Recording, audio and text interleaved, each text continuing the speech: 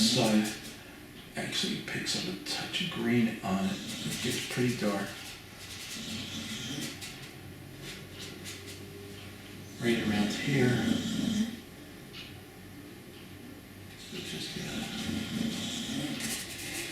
Alright, so we've got some. I'm just softening up these edges. We drew them in before, but we didn't really paint them in. And maybe some ultramarine blue, a touch of turquoise, a little black just to keep it dark. Now I've got that orange in the brush, and that orange, very reflective surface, is reflecting into that. So if I get a little bit of orange in there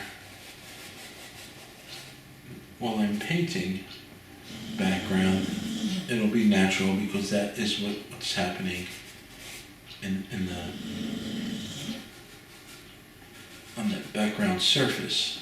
I just want to get what I see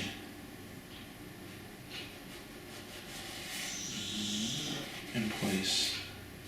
Now, from your viewpoint, from the camera, my viewpoint is a little different. I'm looking at it on a bit of a 45-degree angle. You're looking at those orange straight on. So it's definitely a different picture than what I'm seeing, but we're doing our best. Get that in.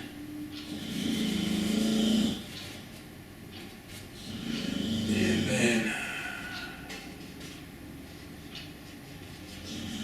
we get a much deeper shadow in this front corner, that red in there, close to the object just to keep it dark. Gonna get that in place. The shadow really drags down into this corner.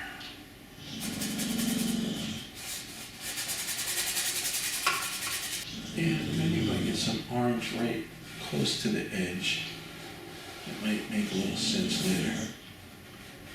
Alright, so I'm gonna go a little bit lighter now on my highlight side. And again, if you see, look, I'm just pushing color in there. I'm painting almost like I don't care about too many things right now, because there's a lot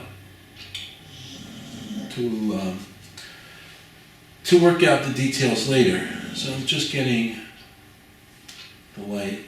And this is an important, very, very important part of the painting, is what's called,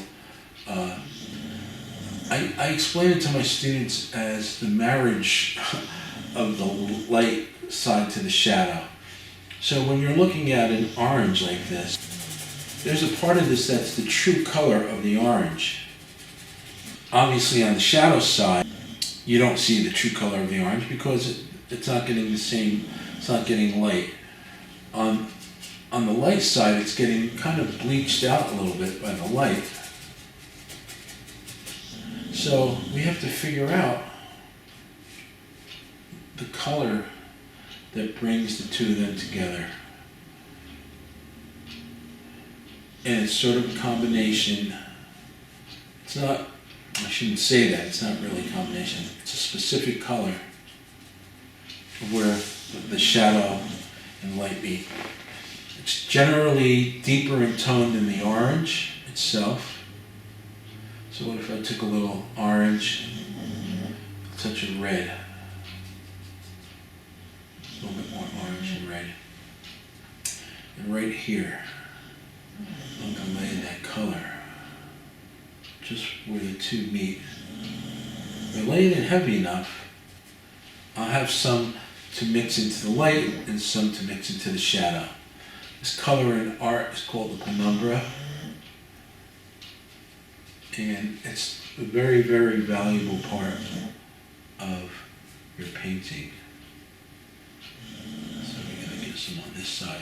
You can almost see it. It looks kind of natural where the light merging into the shadow, and that color of where the light and shadow meet. It's not blending that shadow color into that color, because what that does is it just muddies it up. It really is a whole new color in itself. And when you kind of learn to make that, you really find some of the beauty of seeing the light that hits an object. Now, when I say detail, I don't mean detail in dots and little indents and stems and things like that. I'm talking about detail in the light itself. So I see this light up on this top edge is a little bit brighter. And again, I'm just laying the paint in there. I'm not shaping it out yet. This part of the painting in here, this seems to be really hot. Right? When I say hot, it's just brighter. And then this orange on the far right seems to be in kind of a deeper shadow through most of it. I'm going to get a little of that crimson in there on this side.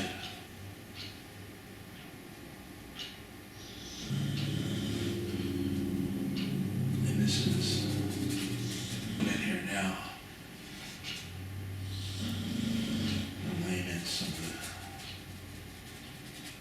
the... Okay, so again, I'm at a pretty good place with this, where I'm not worrying about the detail just yet.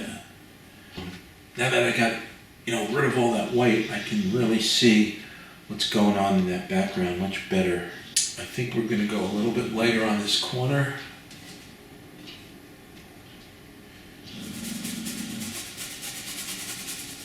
Look at how ridiculously bright that looks now, right? But the beauty of that is that I can tone it down. Right? So at this point, take some black and some white in there. It's nice to get the complementary color in as part of your background. It doesn't have to be that. Other colors can work too. To create the feeling of roundness in an object, they'll actually put light behind it. You see this a lot in portraitures. Instead of making this corner totally dark, I'm going to gray it down a little bit, keep it a bit on the light side, and that phenomena against the shadow side will create the idea that this thing is moving from light to dark. A little bit more gray in there. If I put orange in there, it's the opposite color.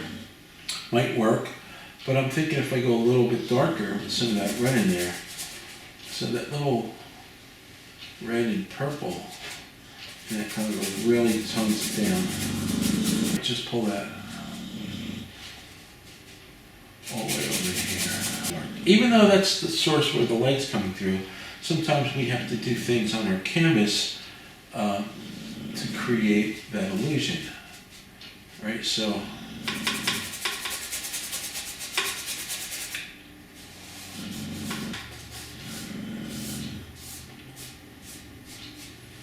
and this corner seems to be pretty light over there. Okay, we're a step closer to getting this thing to look like the oranges that are on our table. I'm gonna take a bit of a break just to tighten this up a little bit more and start to get things a little bit more detailed, and we'll be back in a couple of minutes. Get a little bit of a rim light on the back end of these oranges. If you look carefully at a still life, let's put a table on your, if you were to do this at home, that back end isn't really full shadow. There's a little bit of that light coming through. It's this light that creates this illusion that the light's coming around behind it. It's going to be a little bit of orange. In this case, might be some orange and red. I'm just getting this in place, and maybe just a little bit on here. Might get a little bit more intensity of color in here now.